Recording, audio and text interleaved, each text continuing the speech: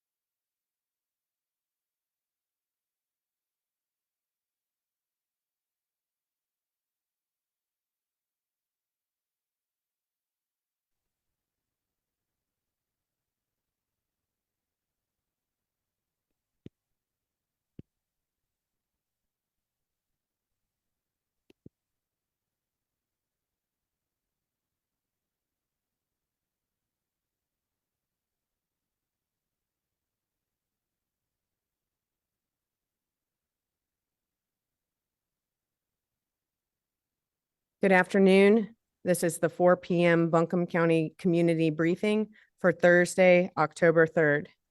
We'll start off with Sheriff Quentin Miller.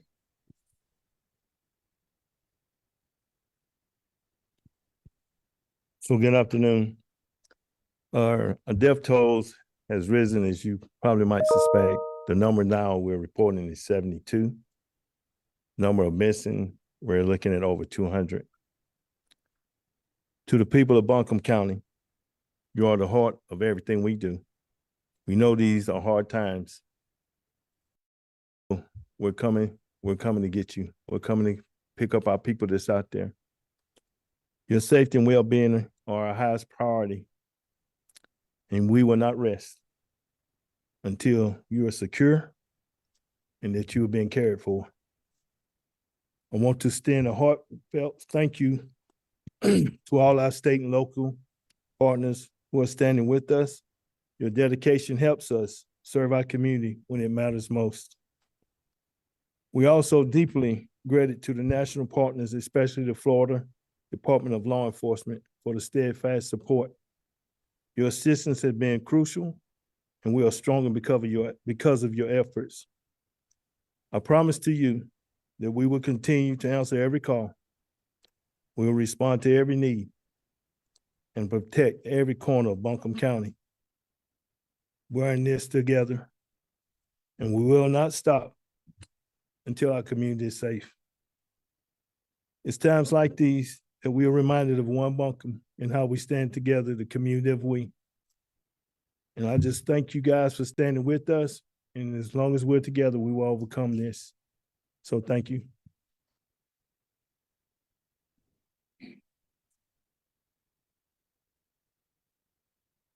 Next up, we will hear from County Manager Avril Pender with a Buncombe County update.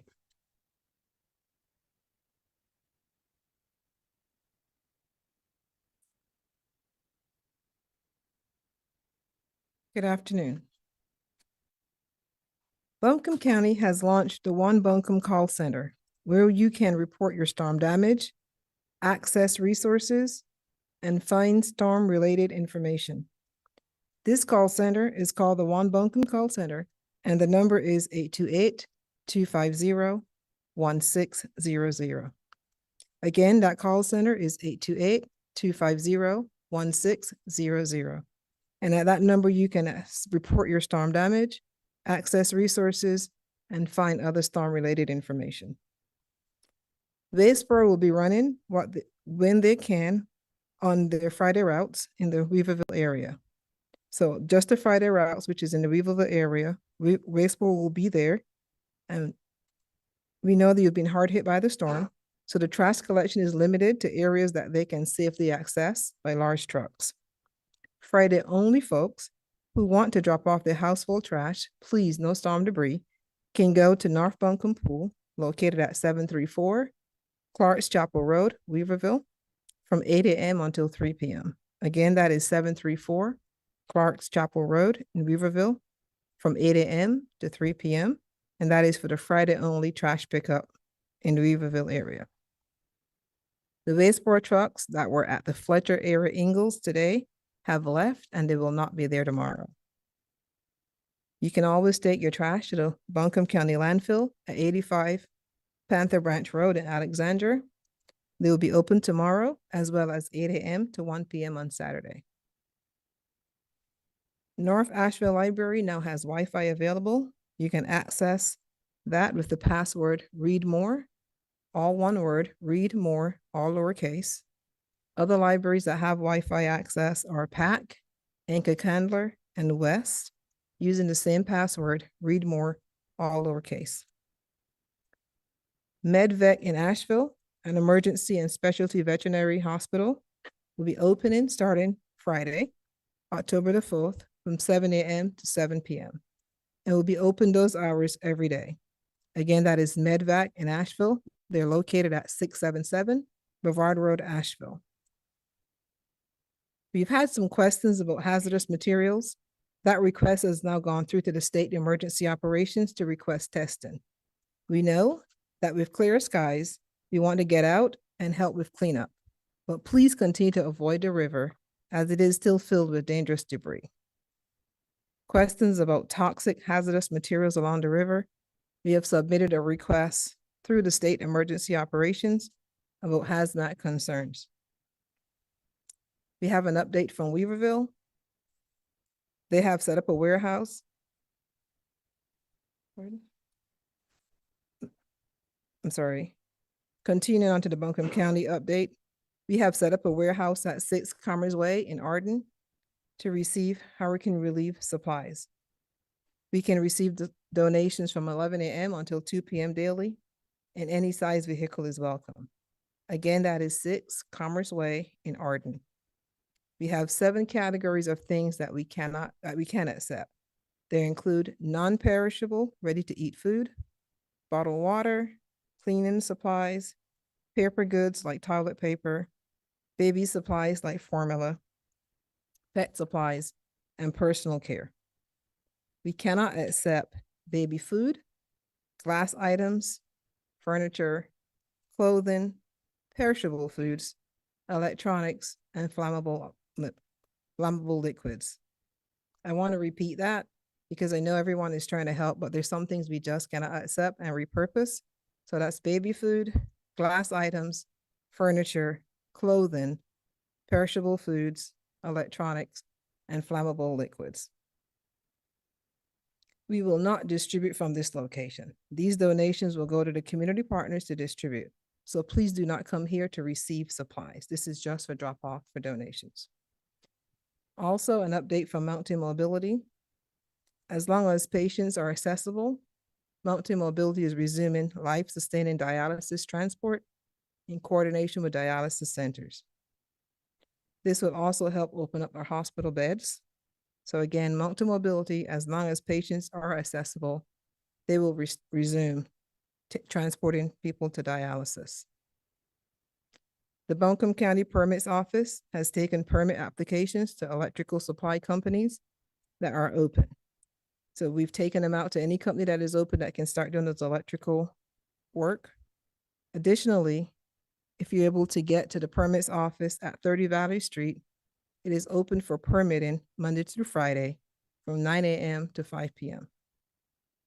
If you have access to the internet, we are accepting electronic permit applications at our development portal. And you can access that by going to buncombecounty.org/permits. buncombecounty.org/permits. Permits are being issued. However, please take note. If you are in the special flood hazard area, you will have additional requirements specific to your project. It is recommended that you check regulations before you start rebuilding. Please, that is very important. Please check regulations before you start rebuilding. Find the special flood hazard area and requirements for specific projects at buncombecounty.org/governance/departments. You're looking for the planning department and floodplain specifically. So you go to buncombecounty.org and you go to governing, departments, and planning. The Town of Weaverville provided the following updates. Weaverville Water Plant is back in operation. but a boil water advisory remains. Boil water for at least 1 minute before drinking it. If you cannot boil water, health officials recommend adding 8 drops of bleach to a gallon of water. Water distribution continues at North Windy Ridge School at 20 Doan Road, Weaverville. Please bring your own containers. Pantry items and bottled water will be distributed at the community center on Friday from 10 until 2. This will be the final day of that distribution. Lunch continues to be served at the First Baptist Church on Main Street. Town garbage collection will resume on October 7th. At 10 a.m. on Friday, Walmart at 25 Northridge Commons in Weaverville will begin free stations for food, water, and ice. And I would ask Lacey to give us an update on unhoused people in Buncombe County.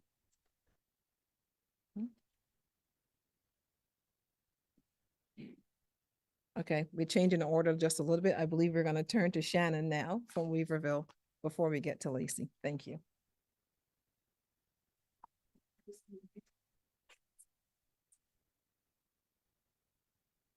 Good afternoon. My name is Shannon Tuck. I'm the town manager for the town of Woodfin. I'd just like to begin by saying Woodfin Police and Public Works staff began working the minute that Hurricane Helene arrived. Evacuations, water rescues, and other life safety measures were our initial priority. And then once the storm had passed, we transitioned to welfare checks and debris removal so that our town staff and neighbors could check on the welfare of our businesses and our residents. This work is ongoing. For the last couple of days, we've been working to establish a regular food and water distribution hub with the help and cooperation of Newbridge Baptist Church located at 199 Elkwood Avenue. Our goal is to receive and redistribute water, food, and other supplies on a daily basis until this immediate crisis is passed. Most of the distribution is occurring between the hours of 2 and 4 p.m., and we hope to continue to refine the schedule and our communications so that residents may have a reliable and predictable source of assistance. A portion of what we receive at Newbridge Baptist Church is also being shuttled to the west side of Woodfin across the French Broad River and is being distributed at Victory Baptist Church located at 80 Olivet Road. This distribution runs a little bit later, usually between 3 and 5 p.m. And again, we hope to keep the schedule, to continue to refine the schedule so it's more regular and consistent. Anyone visiting either distribution center who has special needs should tell a volunteer so that they can relay this information to our administrative staff. Or please stop by Town Hall located at 90 Elk Mountain Road. And once our internet is restored and along with our phones, anyone with this need can also call Town Hall at 253-4887. We hope that this restoration will occur today, so maybe beginning tomorrow. If you could call that number, and again, that is 253-4887. Also, over these last few days, our public works crews have worked to further clear our roads so that we may resume our normal garbage and recycling collection. We now have cleared the roads well enough to begin our normal collection schedule beginning tomorrow, Friday, October 5th. And today we began working on expanding our welfare checks based on messages from our residents who were concerned about a neighbor that they hadn't seen or knew that was disabled or infirm. If you know anyone in this situation, please consider letting one of our volunteers know or stop by Town Hall or call us again at 253-4887 once the phone system is restored. We know that we have a long road ahead of us, and we ask that you please be patient. Especially our police and public works staff have been working 24, 48, 72 hours, in some cases with little or no break, and I am not exaggerating. If you see them, please consider thanking them. I can't tell you how heroic many of them have been in this very difficult, trying time. Probably the most common question we receive is, when will our water be restored? Although the Woodfin Water Authority is not part of town government, we work closely with them on serving our community, and I have the following statement from their leadership. As of today, October 3rd, the reservoir is full and turbidity is greatly improved. The purification plant is operating at 100% with essential chemicals in adequate supply and more on the way. Access to the plant has been restored. Crews are hiking the 13-mile main line looking for pipeline breaks. Breaks found so far have been repaired, and once all main breaks are found and repaired, flow will be started to the pump station to refill the tanks. Distribution can then be started into service lines and into homes. Unfortunately, there can be no definitive timeline for when water restoration will occur at this time. It's not included in the statement, but I will say our Woodfin Water Partners have been doing regular 1 p.m. briefings at Woodfin Elementary School next to Woodfin Town Hall. So any community members who would like a little bit more information or to speak with the folks at Woodfin Water, we'd encourage you to stop by then.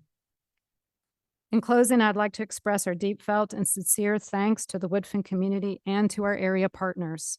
Woodfin is located in Buncombe County, and all the updates and resources that Buncombe County has apply to Woodfin as well.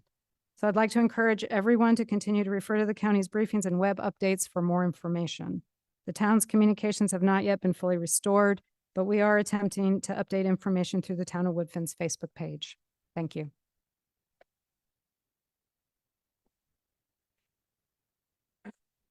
For citations purposes, the correct spelling of Shannon's last name is Tuch. And that Facebook page for Woodfin, do you have that available? Facebook.com/Town of Woodfin. Next, we'll hear from Jonathan Kanipe with Biltmore Forest, Kanipe.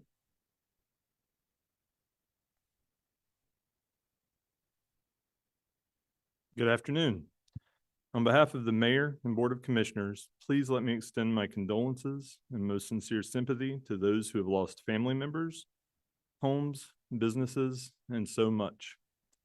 There are no words that can adequately convey the depth of loss for so many and that we have all experienced. Please let me also offer my thanks and appreciation for the emergency responders, police, firefighters, and public works employees who have rendered assistance since last week. The emergency management team at Buncombe County has been amazing. The same is true for those leading and working in all local jurisdictions facing this disaster. Thank you to the state emergency management team and federal emergency management for continued assistance. Thank you to Novant Health, who mobilized their emergency response team at the outset of this event.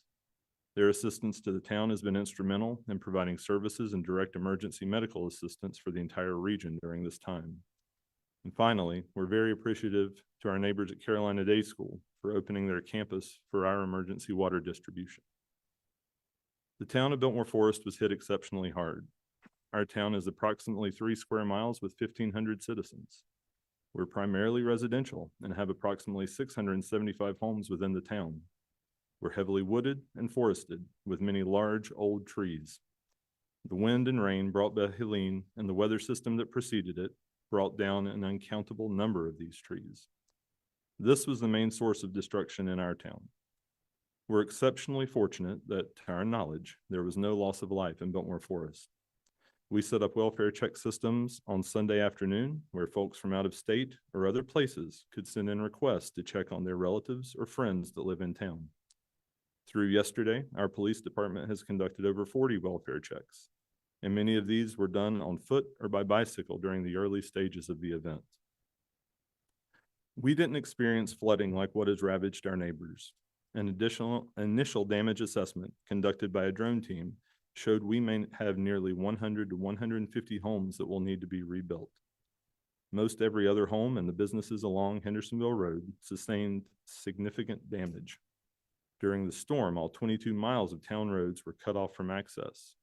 Our public works crews, town volunteers, and several private companies have gotten us to the point where, as of last night, all roads are accessible for emergency crews. We have engaged a state-approved debris removal company with an initial estimate for vegetative debris of 100,000 cubic yards. To visualize that, imagine a football field covered with material to a depth of 56 feet. It's highly likely the final number will be greater than this. We hope to begin work next week on this process. Our water system will require repairs once water service is restored, and we're preparing now for that work that lies ahead. And finally, I cannot let this opportunity pass without publicly and profoundly thanking our team that works for the town of Biltmore Forest. They've been present from the start, many sleeping on floors and cots in the first few days, and perform their work to serve the town with persistence, character, and patience. Each employee has personal challenges and sufferings, but they've come together and worked so hard as a team for everyone. Quite simply, I'm so thankful for each of them and the strength they've shown. Just like others, our recovery will take time, but we are resilient and continue to move forward, making progress each day. Thank you.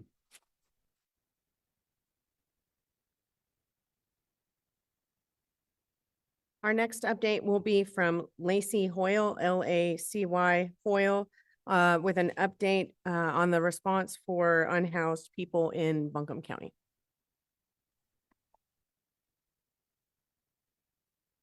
Good afternoon, everyone. Our response for our unhoused neighbors really started prior to the storm even making landfall.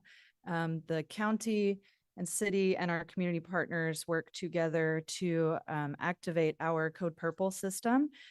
Code Purple is our community's process for allowing for some additional emergency shelter capacity in times of extreme weather.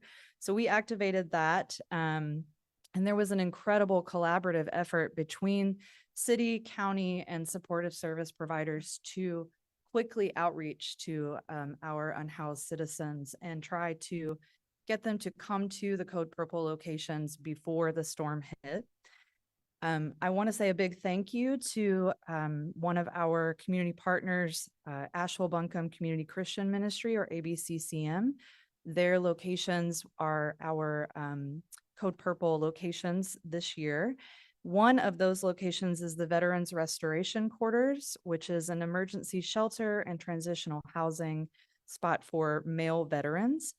And so there were folks who are normally sheltered there in transitional housing, as well as some folks who were there for Code Purple. That location did experience some flooding during the height of the storm. And so we quickly moved our unhoused individuals and our transitionally housed folks who wanted to evacuate to our county shelters as a result. And those folks are still there now. We're making sure that they're taken care of. I am more grateful than I can say to our county's community paramedics team, our co-responder team, and our city's community responders team, because those folks have consistently been out in the community throughout this situation, making sure that our unhoused population and other vulnerable community members are taken care of. They worked incredibly hard to find and transport folks to shelters prior to and during the storm. And they've been making regular rounds to our homeless service providers and our permanent supportive housing providers to offer support and resources to residents and staff at those locations. City and county homelessness support staff began making contact with service providers on Sunday once we had cell service or access to cell service again. And then on Monday, we made visits to shelters and service providers to check on them, identify needs, and to start to coordinate delivery of water and other resources as quickly as possible. I would say both the county and the city have stayed in contact with those providers throughout this week. We've continued to coordinate with them and with each other for ongoing support and for resources at these locations. This morning, City Homeless Strategy staff and I met with the service providers to come together just for a moment of community with each other. We haven't seen each other, most of us, and we're a pretty tight-knit group of folks working to support our unhoused population. So we came together to just support each other, to hear about how each organization has been responding to the crisis, and to learn more about how we can support them. We are going to continue to work diligently to ensure that they have access to needed supplies that they will provide to our unhoused neighbors and folks living in permanent supportive housing here in the county. We're also starting to help them problem solve for needs like water for flushing toilets, for fuel for their staff to continue to come to work, and probably most importantly for location of unhoused individuals who are still unaccounted for. And that's unhoused folks and also folks who are formerly homeless but were housed with some of our housing programs. And we're doing that in collaboration with the Register of Deeds office in hopes of not duplicating efforts to find folks I got a list this morning from the Register of Deeds that was filtered specifically for folks that were reported as unhoused. We've been talking with providers today and I actually got a call right before this press conference that at least some of those folks on that list are accounted for. So I'm really excited to get back up with the Register of Deeds folks to get that list updated. The plan for us right now, as it pertains to homelessness, is of course to continue to support in accessing water, food, and supplies. Once we get past the immediacy of the needs that we're currently addressing, we are anticipating that coordination for long-term access to resources and support and strategy around recovery efforts will be routed through our continuum of care. Right now, our priority is to support these service providers so that they can continue to provide essential services to our unhoused and our formerly unhoused neighbors. Thanks.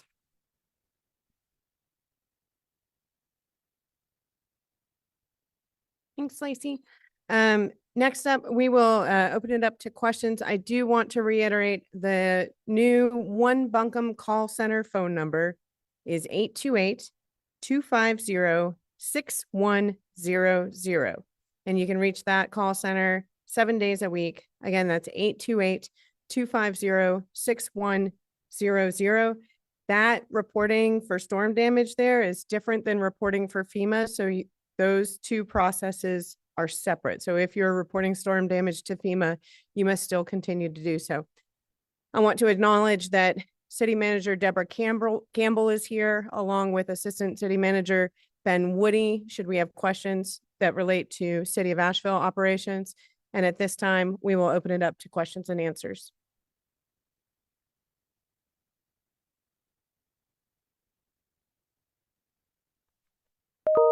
Do we have any questions in the chat? Lucas Tomei with Carolina Public Press. I had a question about the City of Asheville water system. I'd like to know, are there any communities outside of Buncombe County that get water from Asheville's water system? And if so, are there any places where they're getting water rerouted now?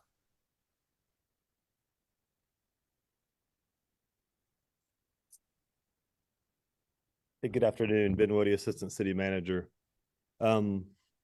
Most of Asheville's water system is in Buncombe County. However, there is a small portion of northern Henderson County that is serviced by our water system. And I'm not sure I understood the second part of your question.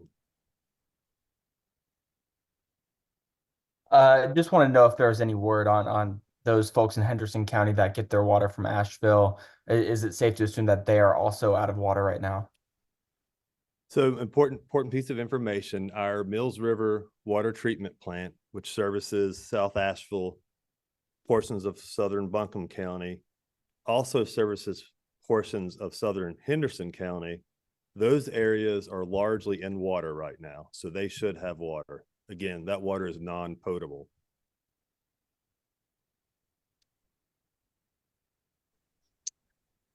It's Laura Lee from Blue Ridge Public Radio. We're getting a lot of questions about starting in cleanup and the safety or lack of safety in mud. Should people be wearing PPE? Are there environmental health concerns pertaining to that? Yes, and we've submitted a yes, I hear your question. The response to that is that we have submitted a request through the State Emergency Operations Center to request support to identify and assess not just the soil, but also the water. As we've been sharing, the water contains a significant amount of debris. And even while we have blue sky days now, we should still stay away from the water until such an assessment is made that we can confirm that it is safe to be in the water and around the water. What about mud in particular, though, if people are trying to dig out from mud? It depends on, is it mud at the house or is it mud that is caused from the river? And so I would again urge an abundance of caution when you are interacting with areas that have been flooded by the river. As we know, there are a number of different types of debris that were swept up in that flooding. And so it's important to take an abundance of caution until we have the appropriate crews from the State Emergency Operations Center who can make that assessment and declaration. This is Will Atwater with North Carolina Health News. Can you provide an update for, I know that in an earlier briefing, there was talk about the search for portable toilets for folks in Buncombe County. Can you give an update on that? And also, do you have an update on a source for non-potable water? We have been making that request through the State Emergency Operations Center for portable toilets as well as portable showers, and look forward to providing that information soon. We also today were able to bring on tankers of non-potable water or non-potable water, however you prefer to say it. And the first tankers arrived at Estes Elementary today at that distribution location, and we will be bolstering that. As County Manager Pender shared earlier in the 10 a.m. briefing, we've actually had more difficulty in securing non-potable water than we have had in potable water. Thank you. It's Laura from BPR. I have some questions for Lacey about the unhoused. Absolutely.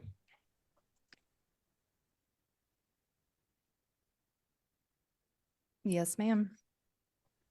Can you talk a little bit about, and I know it's difficult to have a census, and you do the annual count, but in terms of numbers of people who are unhoused before the storm at present, and what plans there are in the future for, I mean, I know some of these things have been in flux for a while, even before the storm, but can you tell us anything about the planning for where the unhoused may be housed in the future? Well, as far as a census, I mean, at this point, we are pretty reliant on the point in time count, which you probably know happens in January. What I can tell you is that we know that those numbers still need some work. I don't really know that I have a census count for right before the storm. I do know that on the list that was sent to me this morning by the Register of Deeds, which is probably, it's not comprehensive, certainly. There were a little over 100 individuals listed as unhoused or unsheltered who are unaccounted for. I have not yet seen the list of folks that we know are accounted for. I just know that some of those folks on that list are accounted for. In terms of planning for sheltering folks, I think this week we've really been just intensely focused on making sure that providers had access to these urgent resources. And I'm hopeful that as we shift into our second week of response to this, that we'll be able to start working on some of those types of plans. Are you getting help with any of that from FEMA or federal authorities? Not at this time, but I don't think it's out of the question that we might consult with them or get some assistance from them in some way.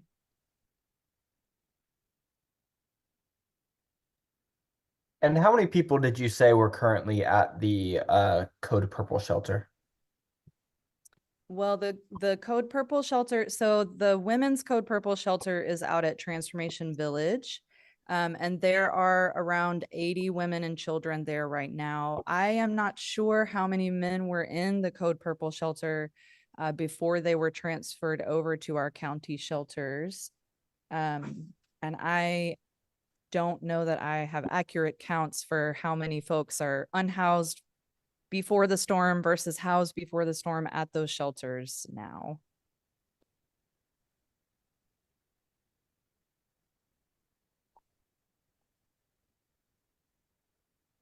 We have a question in the chat asking about clarification from this morning's press briefing, talking about not having an official tally of people who are missing or unaccounted for. And now Sheriff Quentin Miller shared that there are now 200 people. How do we get to that number and how are they considered missing? That's a really good question and a point that I wanted to come and bring back up. So I'm glad the question was raised. We're getting the question a lot of what the number of unaccounted for individuals in our community is, as though there is a period at the end of that sentence, and it is a finite number. our search and rescue is currently ongoing. We are now in our 8th day of search and rescue as it relates to this storm. I did see one of the leads of our search and rescue team walk in just as we were heading into this conference. So that makes this very difficult for us to be able to provide that finite number because it changes so quickly. The other thing that impacts that, that changes so rapidly is the work that our Register of Deeds is doing to knock on doors and talk to people. That's a communication gap that's not necessarily being unaccounted for. It's a communication gap that we are bridging that. And then the third piece, as Lacey was sharing, connecting with our unhoused neighbors, making sure that we are communicating with them, and those can be harder to reach. When our search and rescue crews have finalized their activities, we will be able to provide that finite number of how many people are unaccounted for as a result of this storm. But at this moment, any number that I provide to you now would not be accurate the second we walk out this door. When you talk about finalizing the search and rescue, can you just walk us through what are the parameters? At what point do search and rescue teams say that they've done all that they can do? So there are a number of households that we're trying to get to that have been impacted by landslides, bridges out, areas where streams have rerouted themselves. And so these are new hurdles that we have to get through to get to those individuals. Our search and rescue folks are using drones to search for people.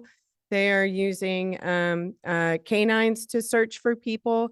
And so once those crews have exhausted every resource that they have at their fingertips, that will be when the search and rescue concludes. And then if there is a number that is unaccounted for, we'll be able to share that at that time.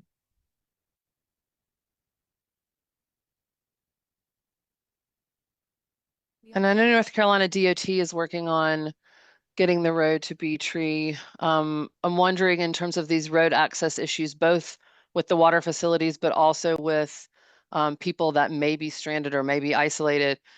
Is there federal assistance on that front? I'm thinking military, dedication of military troops that could potentially traverse some of those areas. What does it look like in terms of assistance from the federal government and those both road building and search and rescue?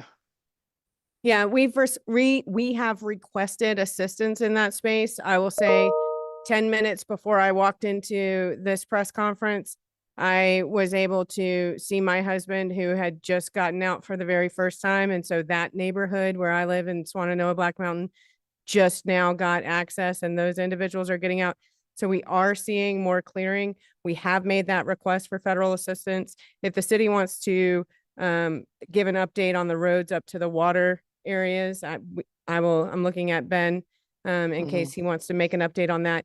And while we are waiting for that full access to be regained, we are taking meals out into the community to deliver to those hard to reach individuals, whether that's through high water vehicles or whether that's through, there are even airdrops in some locations that are happening to make sure that people are receiving those life-saving, sustaining food and water that they need until such point we can get that road restored. And then I have assistance. I'm just wondering, one quick follow-up before you go to that.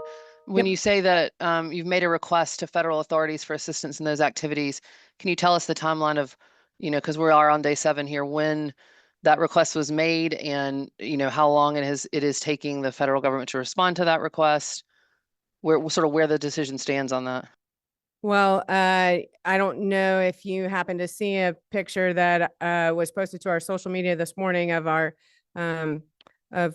military help, our National Guard helping to collect materials, food and water. But that is happening now, so that there is not a delay in that support at this time. Are they helping with road access and road construction? I'm going to call on County Manager Pender. Sure. Hi, so I will tell you that we have a contract in place already through our state emergency operations, and they're helping with road clearance. So it's not the feds. The feds are helping to deliver the meals and helping us with the drops into those hard to reach places, but the road clearing is coming through a state emergency. And they're out there I think my last count was about 20 or so different crews. They're deployed throughout the county. There's not one area that we prioritize over the other, and they're clearing throughout our county. So yes, DOT plus an additional layer of support clearing debris and roads. Ben, you wanted to say anything? Yeah, just real quick to answer specifically. So for B Tree, we are working with our partners at NCDOT to open that road up. I'll note that B Tree is is a smaller waste or water treatment plant. So our real focus right now is to make repairs to the North Fork water treatment plant, and we have access to that plant, and we are making those repairs to distribution mains right now. Any other questions or follow-up for the city on that? Thank you. My question that's follow-up is about water, still pertains to water, but it's one I've asked a couple of times. I'm just wondering if there's an update on mobile water distribution. We heard this morning that that is happening to areas where, you know, you have high concentrations of vulnerable individuals, but we're still getting a lot of communications asking, hey, I'm a person who can't get out to get water. How do I get water brought to me? Do we have an update there?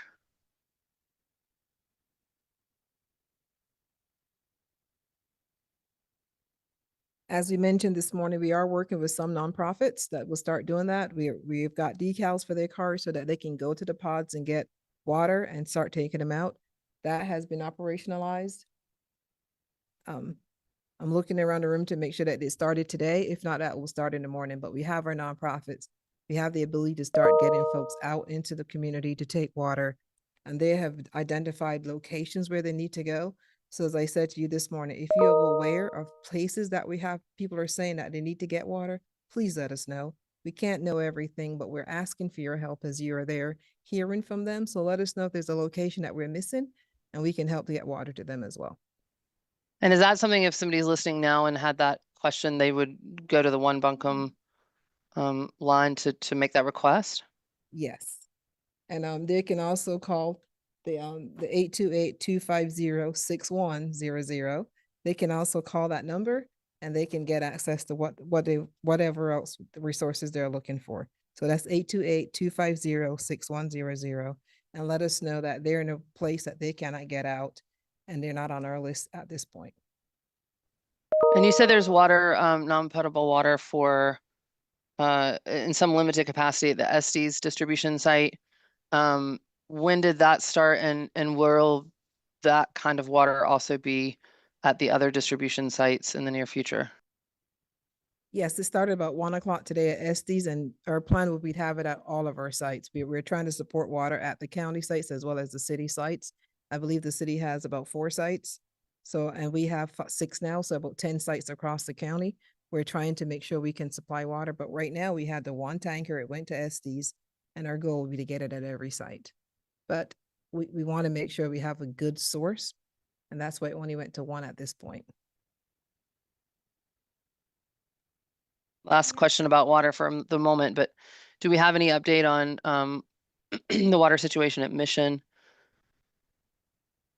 No update. As far as I spoke with a Mission CEO yesterday, and they had no needs. They told me that they had everything in hand as far as their water supply was coming regularly. They had a contract.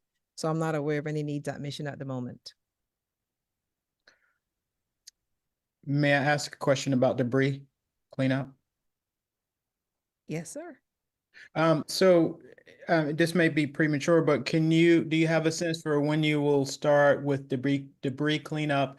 And 2, do you anticipate having enough capacity with the local landfills, or will some of this debris have to be shipped away? Great question. So first, we're still in the cut and clear process is what we call it, where we can cut the trees and clear roadways. We haven't started picking up debris removal yet. We are looking at sites where we can store that debris. We have a call tomorrow with some of our town managers to start. We've had pre-position where we think we can put debris before a storm comes, but with this magnitude, we have to expand that tremendously. So we'll be talking with our partners at our towns to see if there's any places in their community they're way off. So if you know of any large places that we can store some of this debris, you heard the debris that's coming out of Biltmore Forest earlier. So we would be looking for even more sites for debris to store the debris until we can chip it, mulch it, or we are also talking to air quality about burning some of this debris, because this debris is gonna be around with us for a long time. But we're not at the stage of collecting debris yet. We really right now at the stage of still cutting and clearing and getting in, then we'll come back and start collecting and storing that debris. As far as shipping it out, what we're talking about shipping out would be a construction and removal debris, not the trees and limbs. We do have to find a place for construction and demolition debris to go. We're looking for a place. We know of a couple of places close by that we can haul that to. We're working with them now about contracts and what that will look like. Thank you. You're welcome. Any other questions in the chat or online? We had an additional question in the chat asking to clarify how our loss of life numbers are determined. Is that based on positive identifications? Is the number higher? You got that? I don't. With losses of life, we have a medical examiner who has been working, and then we've added 3 state medical examiners to support in that process. We have been confirming those losses of life, but I know we're getting a lot of questions around the names of those individuals. In many instances, we're still working to identify those individuals and their next of kin so that we can share that news with them. And so that process is more of an extended process for us to be able to do that due diligence due to how this storm hit and when it hit and the manners in which it arrived. So that is the process on it. Our state medical examiners are confirming those losses of life and then working with our law enforcement partners to make those connections with family.